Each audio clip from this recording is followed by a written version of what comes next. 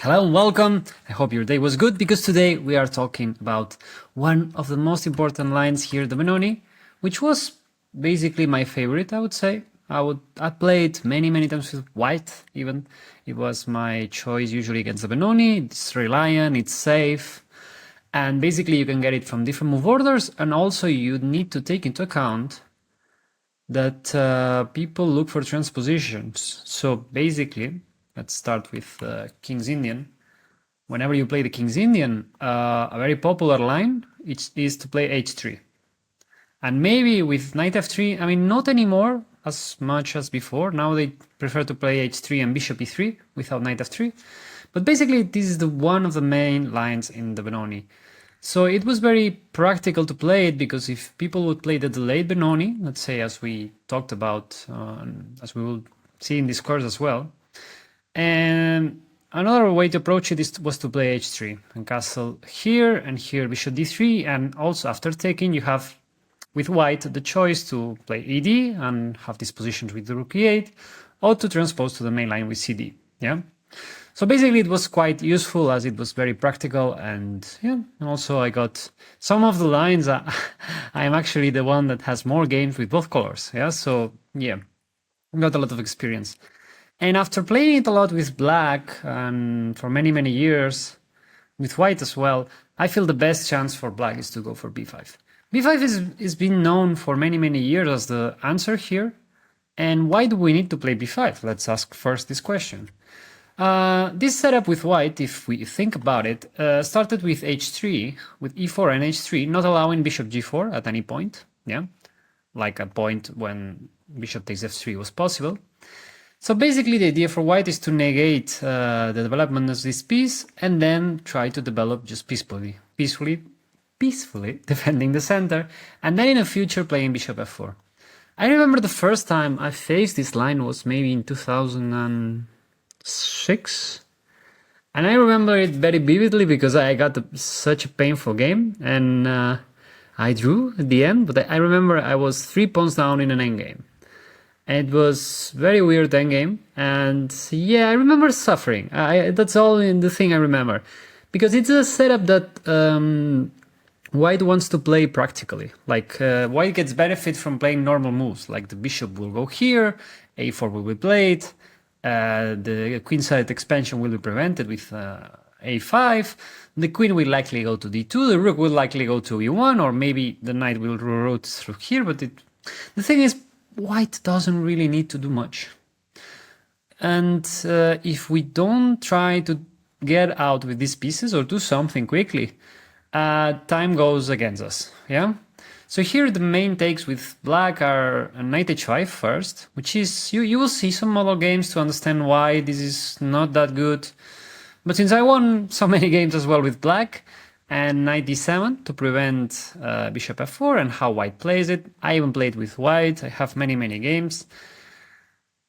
But in my opinion, it's basically suffering and pain. So yeah, I mean, you could, of course, you could play everything. I won many games, of course, but that doesn't mean it's good. It's like if you, let's say, value the level of openings of how... I'm not comparing myself to Carlsen, but the idea is that if you check what Carlsen played ever, I mean, he even won games with 1a6. So, and 1a6 is obviously not good. So the thing is, blame the opening, not the players sometimes. And here, yeah, it's a bit too risky. It can be played, it can be interesting. So that's why I showed the model games if you want to try it. But yeah, I feel b5 is a must, and it's much easier. b5 takes the bounds of our quick development, and basically we have some general aspects here, like the e file and the a5 e1 diagonal. So here white obviously can take with both pawns. Let's briefly check what happens if white doesn't want to commit to anything and plays just castle and just leaves. Here, I feel the easiest is to play b4 and play bishop a6, and again, we exchange a couple pieces, and basically afterwards, it's much easier to play for us. Yeah, we will likely expand through here, pressure the center, nothing too fancy. and it's much easier to play with the space we got. Yeah, so just a simple take, and that's it. If white tries to play a3, I would also encourage you to play b4. Yeah, and just give up the pawn, and well, exchange the pawn, and maybe later a5, bishop a6. The idea is that I used to play castle. Actually, I have a game. Whenever I played castle, that black did play a6. This is also fine, relatively, for black, but I play a3, and let's say the tendency of the game is a bit wrong for black if black doesn't know what to do. For instance, the bishop will get trapped in the pawn structure, likely through b7, and the knight to d7, and afterwards, okay, the first moves are quite easy for black, but then it gets a bit tricky, because white would usually love to play b4 at some point, like bishop f4, rook c1, and b4, and force us to play c4 and get this d4 square for the knight, for instance. And yeah, we'll get the bishop on b7 that doesn't do much. I mean, we don't know what to do dynamically. That's what I don't like about it. Yeah, and white is very safe. So that's why I prefer b4, because it's more straightforward and it's less problematic how to deal with these structures. Since I played and I won many games with white with this, so I feel it's relevant. So with without the captures considered, now we can go for bishop b5, which is the main move. I don't think it's good. It was most popular time ago, but now we wanna take advantage of the king exposure. So here we play knight d4, yeah, and after knight d4, queen a5 check. This is a theme that you will see a lot in chess in general. So actually, it's quite useful for you to know this knight d4 and queen a5. It happens in the Volga. It happens in many openings, so and defenses. So yeah, it's in general good. So basically, we want to take the bishop on b5 and not only regain the pawn, but also prevent white from castling. So knight f3 is more or less a must. And after taking here knight d6, and white wants to play knight dc4 to allow the castle. And thanks to this knight being so powerful here, we are not allowed to play rook e8 check. So queen a6 is more or less a must. Otherwise, white would even have the extra option to give up the knight and just castle straightforward. And after knight dc4, knight d7, and now castle. And here I want to give a hot take. Now, at this point, we can evaluate what happened, not before. Before, white kind of played the forcing moves to prevent castle, and white is more or less forced to castle. Why? Because otherwise, problems will happen if the king is not allowed to castle, and the king will be weak, and the rook will not be playing, the rook on h1. So now we can evaluate what's going on. And the idea is that after knight e5, we exchange these two powerful knights. Basically, we want to get them out of the game. And we'll get a very nice pressure on b2 thanks to our powerful bishop. And the pawn on d5 is actually kind of loose. And it's not only that we simplify the position, but also it gets tricky for white to deal with it. Because, okay, let's go forward a bit, and after, let's say, knight c8, rook c8, knight e5, bishop e5. Okay, let's think for solutions with white. You want to move up the bishop, but to do that, you need to defend the b2 pawn. And how exactly do you defend the b2 pawn? If you move the queen to defend it, then you leave d5 even weaker, so maybe we can go for bishop d4 and rook d8, or queen d6 in one go. If you defend it with the rook, then the a2 pawn is also targeted. So basically you start to see that it's not only that the material is a bit better for white, but the situation dynamically is not really good for white. Like, okay, you can have an extra pawn, but how are you going to play? But okay, but what's the next move? As I usually ask my students when they complain about something, like, oh, I'm a pawn down, I have a weak square, but okay, what's your move? Yeah, what's the dynamic of the position? Here, for instance, queen f3, that's a generic move. Now, queen f6 was actually very smart, in the sense that, again, white is too late to defend both d5 and b2. Like, for instance, we would take, let's say rook b1 to defend the pawn, rook d8, here bishop d4, and we will regain the pawn.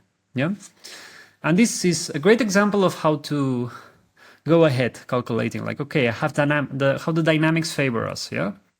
And Yeah, like rook e1, for instance, rook e8.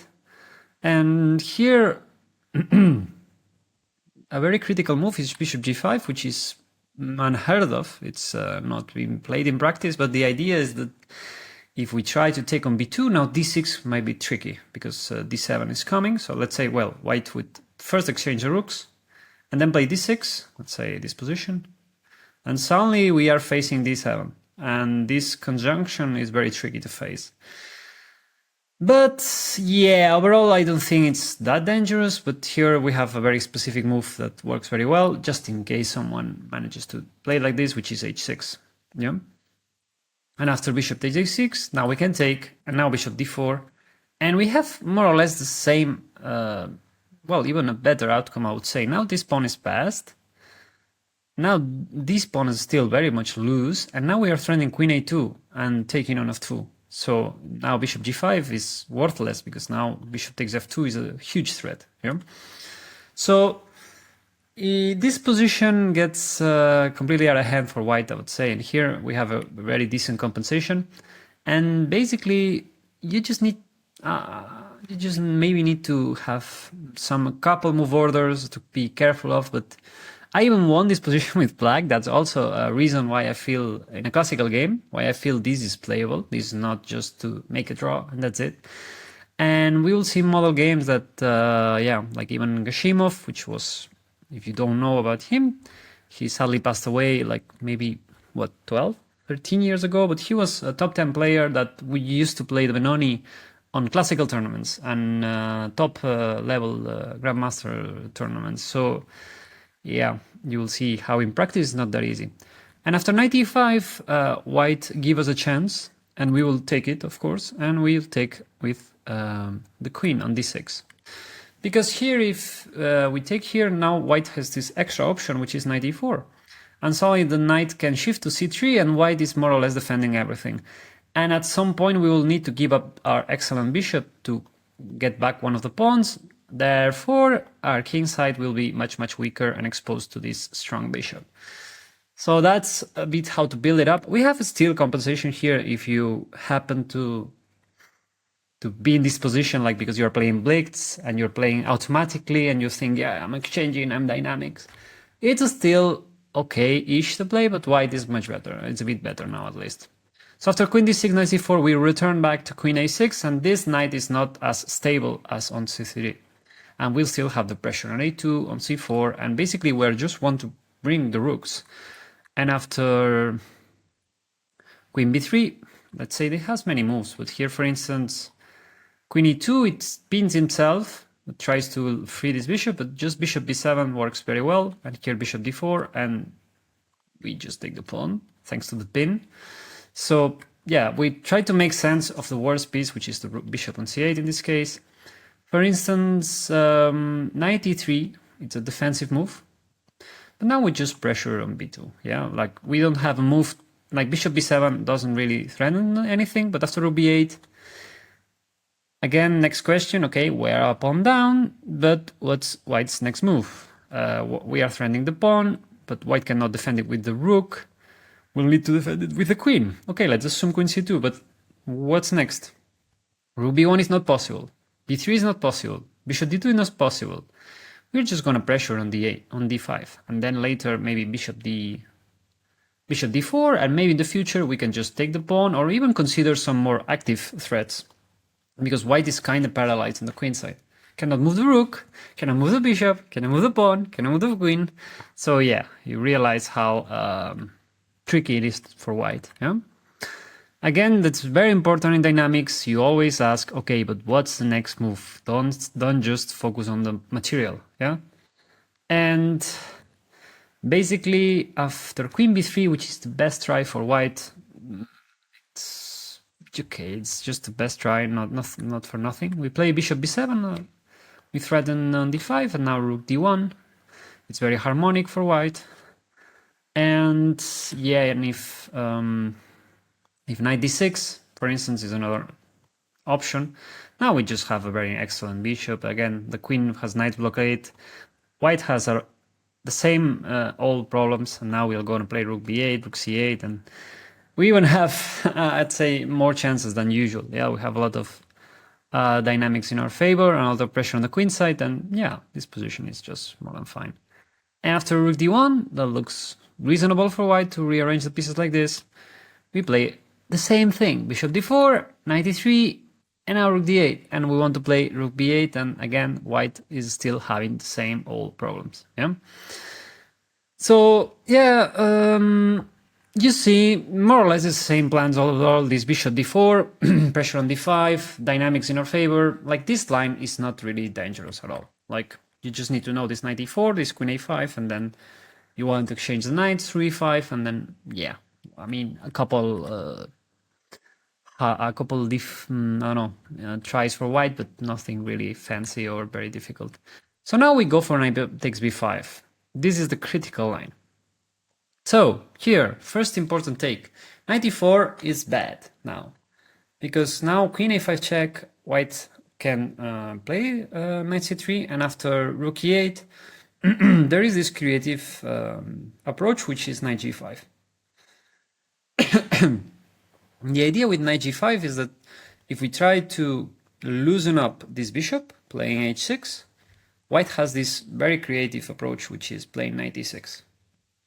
And the idea is that, okay, it's giving up the piece, yeah, giving up the material, but allowing critical tempo, threatening the rook on a8, and basically winning the game almost. Like for instance here, if we were to take on c3, I guess even more creative stuff could be happening as like king. Well, maybe we just can just take and that's it. And after taking here, we can just castle, and if rook e4, I guess queen d5 should win at least one of the two rooks. Basically, the theme is that the e4 a8 diagonal is too weak. Yeah, and after knight g5, we are actually threatening knight e6 most of the time. And basically white is much ahead now, and there is not enough contemplate. So basically the first take is that, okay, it's not knight e4 against everything. Now we want to increase the pressure to the e-file, so we play rook e8, yeah, and we want to take on e4, and again white is still not castled. So here the first and foremost we need to think about what if white comes back. Now we can take, now we can play f5, yeah, and now it's a completely different story, and after knight fg5 we can just take, and white is still pinned, and it's very important that we are a tempo up here, and now we can play this very funny trick, which is bishop takes b2. The idea is that thanks to the pin and this knight being also defended by this bishop, we can create this deviation, and white is just losing material, and then later on we can go for bishop f5. And yeah, and the king is still too much exposed. But thanks to this trick, like white could not even afford to take, because we take here, and now this is falling. G2 is falling because this is pinned, so yeah, this is a disaster. So white can play bishop g5, but okay, I could just queen d7, just a bit smarter. Yeah, and after knight d2, here we could take, it's not that bad, but white would be able to retake on e4 and then castle. Yeah, let's say if we do this way, now white can afford to castle. Yeah, but if we do it first, now white cannot castle. White needs to take, and now white doesn't get the e4 pawn. Yeah, so you see here there is no mathematical properties that help white. Yeah, let's say, and after here knight b4, and we have an excellent dynamical game, like the square on d3, the bishop, the center is ours, so the e-file, the e-file. I mean, this is great. I mean, you've seen many chapters from the Benoni. This is great dynamics. So yeah, basically knight c3 doesn't really work well. White has an extra option with knight d2, but we can just take this pawn, and basically it's nothing really. And what else? Just bishop g5 looks logical in order to indirectly defend. But here we use a theme that we are kind of used to at this point, c4 as well. We force the bishop to take a path, yeah? Like, okay, are you going to defend the knight, or are you going to defend the pawn? The thing is, queen a5 check wasn't possible due to bishop d2. But now after c4, we are kind of forcing knight c3, because this knight won't be defended. And there, we are freeing our knight to play knight e4. So for instance, c4, and if bishop c2, queen a5 check, and here knight e4. And thanks to the pin, white is more or less losing in practice, I would say. So yep, it's very good in the Benoni to, again, I say it many times in the videos, I say it many times in the files. You need to be picky, you need to calculate every difference, you need to try to get your opportunities, you need to get used to everything is changing. What can I do now? How can I make use of my opponent's last move?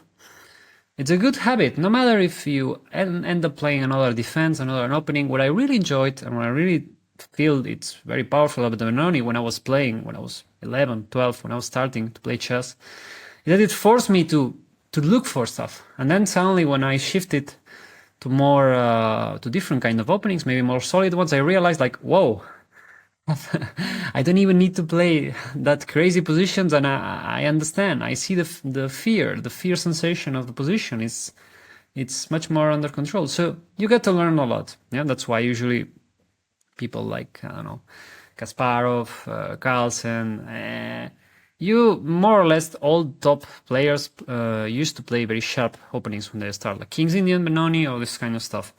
Because it makes a lot of sense and it trains them very well for for crazy positions. And also, when you're younger, when you're starting, you get sharper with problems, and this defense enhances your calculation. So yeah, it works very well. So basically, here white needs to take. We take with the rook. Bishop e2 is a must because we are doing a double threat. Now queen a5 check. And now, yeah, in this position, if, let's say, rook f1, we just play bishop a6, and the rest of the pieces are floating in the position, and the king is very much weak. So we have an excellent compensation, I would say, here. White has an extra option with knight d2, but since there is a pin, we can even play bishop a6 now, and now it's very similar that we just play rook e8. And again, the same style of compensation. We don't want to cash in too fast on d5. I mean, developing the rest of the pieces creates more threats, and white isn't really having a great time with development and the coordination of the pieces. Yeah, so the d5 pawn is very loose. The bishop on g5, as we've seen many times in the Benoni, is kind of useless. So yeah, we are very happy with the position. So basically, those three lines are not really good for white, and castle is the only reasonable threat. So here the idea is that white speeds up the development and tries to give up the pawn. Yeah, and now usually white wants to pressure on d6, and here we have a very important take. Like we want to have a6 almost against anything, as white is threatening d6 and or maybe the rook maybe is threatening, sorry, the knight on e4, or the pawn on d6 with bishop f4. So basically, the first important move to remember here is to play a6, because we want to kick this knight first and then move this knight away or defend it. Yeah, but this is the general idea, and also this is very useful, as you'll see in other chapters, or maybe you've seen, for instance, in the knight d2 line, the e4, like knight f3, knight d2, e4 line. We have an instance of this kind of position where we are just hoping to threat this knight, so we lose the pressure on d6, so then we can move this knight. So it's a very important concept. So here white has many different tries, but in general they are not too harmful. We just need to finish the development. So basically we need to be a bit careful, but yeah. For instance, rook bishop e4, first we need to go for captures, and after taking bishop g5, yeah, the most straightforward line. Like white keeps developing and we have all the queen side sleeping, so we need to be careful. Yeah. Now queen d7. Why is queen d7 important? Because here, if we play queen b6, that looks like we are doing some kind of threat here. It's very tricky because after knight c3 and then rook e1, we are kind of weak on the 8th rank, on the back rank, and that's why queen d7 is a bit more precise, because the queen defends here while we develop all the rest of the queen side. So after queen d7, knight c3, rook e8, rook e1, take. Here it's pretty obvious the difference. And after knight a6, we have time to develop the rest of the pieces. And the queen is not disturbing anything, really. Our bishop doesn't want to get out through here, so yeah.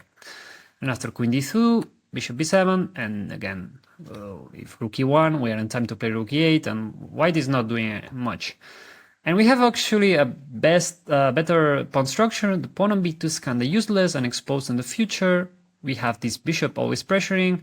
The pawn on d5 doesn't really do much on his own, but also it's very exposed to knight c7 and maybe pressure in the future. The knight Nf3 is kind of irrelevant as white doesn't have the e5 threat.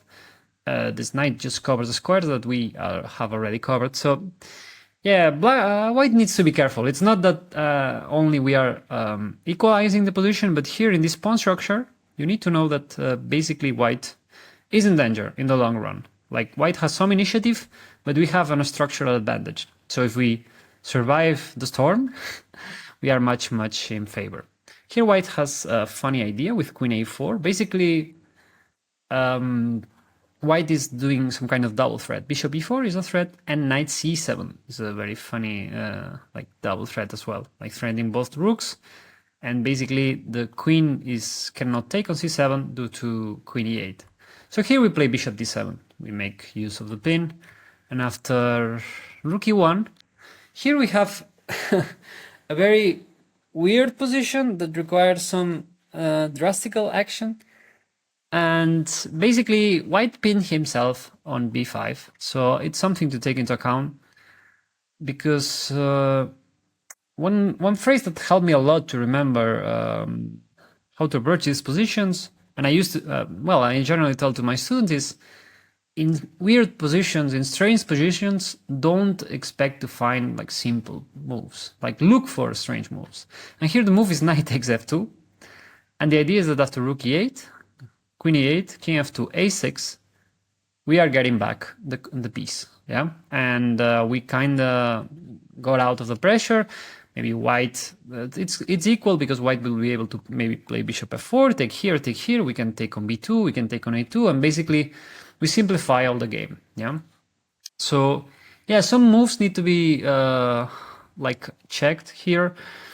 But basically, white has some tries, some dynamic and very precise tries. This chapter you need to be a bit careful, yeah? But it works in general, so that's why it's worth, I'd say. And it's not something white prepares very well in my experience, yeah?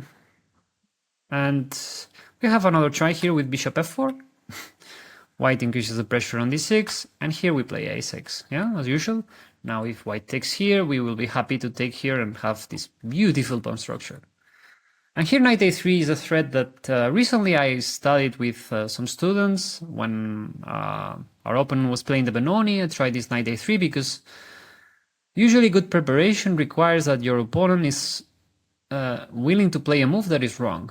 Yeah, so here our opponent is willing to take on b2, and that's wrong because white plays knight c4, it suddenly takes the bishop takes on a1, takes with the queen, and suddenly the diagonal, the dark squares are really weak, and black is very late on development, and we have some problems. But here the simplest way is knight f6. And after knight c4, bishop f8. As we said before, we are, let's say, the time runs in our favor. Here we can admire how these two pieces are completely irrelevant to the game. The bishop doesn't do anything, and since white doesn't have an e4 pawn, they cannot coordinate to do something in the future. So in fact, if we can develop the rest of the pieces, white still has this d5 pawn that is loose, the knight on f3 that doesn't do much.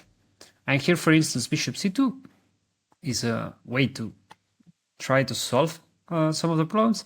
And after a5, I feel it's much easier to play for black. Now bishop a6, we'll pin the knight, we'll develop the bishop, then we'll have room for developing this knight. And basically we solve more or less all the problems, yeah? And white doesn't have enough compensation on initiative, I would say. And then, therefore, the pawn on d5 gets loose, the knight on f3 gets obviously bad. And we are later on, we're just activating the rest of the pieces, maybe seizing the center, maybe going back through the diagonal, I don't know, we're just fine, yeah?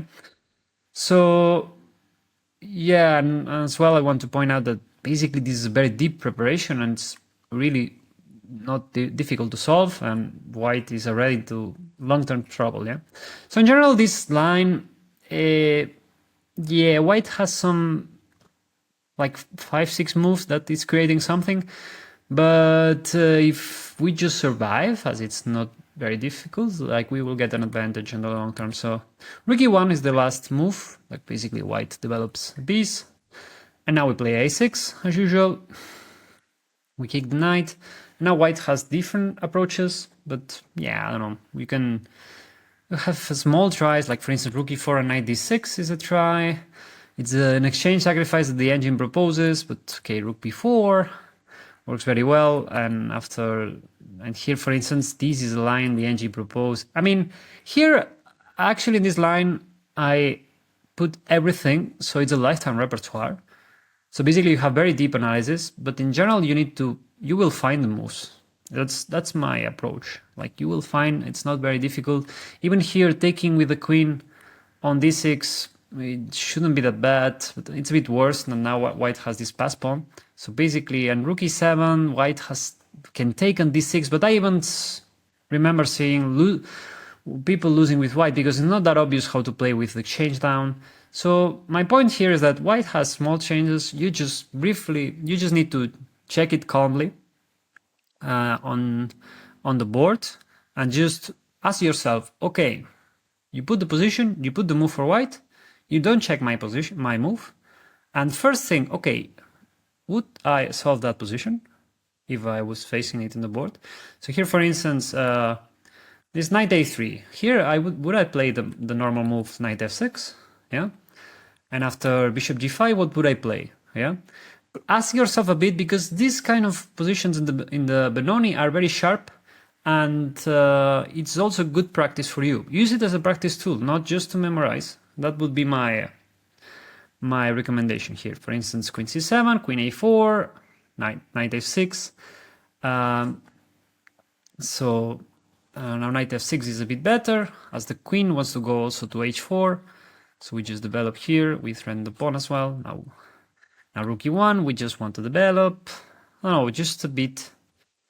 And we want to put the knight on d7. And finally, we solve kind of all the development. And white has some weird pieces, yeah, like two knights covering c4. Usually when you have two knights covering the same square and not being able to push forward, you have some problems. The bishop on d3 is irrelevant. And basically, we are just in time to defend everything. This is a very sharp line that, okay, looks dangerous, but we are just developing all the way. So again, these lines, for instance, I will give one more with this knight b5, but after queen d7, white purposely pins himself. And after rook e1, this is all corresponding stuff. Knight takes d5, and after queen b3, take. White is somewhat trending, but again, we develop, and we have knight b4 to just unpin ourselves. And here even, okay, I give you some precision to get a good endgame. The thing is, all this, I don't want you to memorize, yeah? Like it's just precision. Most of them are, how to say, correspondence games or grandmaster level games. So basically, you know them, you have them, and if you expect your opponent to already know you played Benoni, maybe it's good for you to at least have it practice on the board. Yeah, like, okay, maybe try to use this chapter from move. I would recommend, let's say here, from move after rook e1, especially because rook e1 has some very weird lines. Like for instance, knight c3. You don't want to take the pawn on c3 because you are very bad. You have a very bad development. You just want to develop. Yeah, develop and develop. And here you need to find some specific moves. Yeah, and I would recommend you to please play rook e1, play a6, and just put yourself the position on the board and keep asking questions and see if you can find the moves and use this for practice. Yeah, and then once you did it, yeah, of course, work it on memorizing. And this line has been popular for what? 15 years for black or more, 20 years it's been known for being good for black, and it's still good. White still tries to do something, but again, clock is ticking for white, as we have a better pawn structure. So yeah, more or less that will be my take of this chapter. You just need to know the first lines, and here after rook e1 or this kind of stuff, just practice it. Don't try to memorize it. Try to feel the position, try to feel the dynamics, how white wants to develop everything, and try to be creative, finding solutions. That could be, and use this knowledge that I give you on the how to perfectly play with both colors, let's say, to as a practice tool. And then when you practice it, when you finish the practice, then you memorize it if you want. Okay? So, hope you learn a lot. This is one of the main lines you will face. And yeah, I feel very safe to play this line since I already told that I had experience with colors. And yeah, and h3 and bishop d3 is not as popular as before, thanks to this b5, I would say. And yeah, and yeah, it will be very useful for you. And also if you play the delayed Benoni without quick e6 or without taking on d5 quickly, you need to know this line. It's very important because white can also take with the c pawn and you will need to play b5. So yeah, without further ado, I hope you enjoyed the video and I hope you're practicing. Yeah, because it requires practice. Stop memorizing. I know you like to binge watch videos, but come on, go practice a bit. And have fun, of course, with the Benoni. And see you in another video.